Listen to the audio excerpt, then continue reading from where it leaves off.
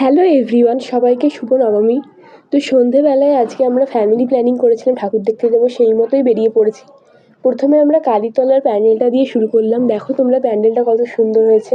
প্যান্ডেলে যাওয়া মাত্রই দেখলাম সন্ধে আরতি হচ্ছে, তো একটু তাপ নিয়ে নিলাম আমরা। তারপরে আমরা গেছিলাম সরণী সংঘ ঠাকুরটা দেখতে। যারা ফেসবুক থেকে আমার ভিডিও দেখছো তারা ফলো করে রাখবে।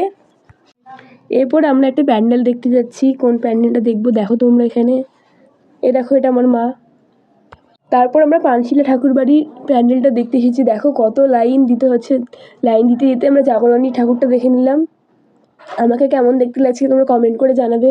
আমি আধ ঘন্টা লাইন দেওয়ার পর অবশেষে প্যান্ডেলের সামনে এসে গেছি। চলো প্যান্ডেলের ভেতরে গিয়ে তোমাদের প্যান্ডেলটা দেখাবো।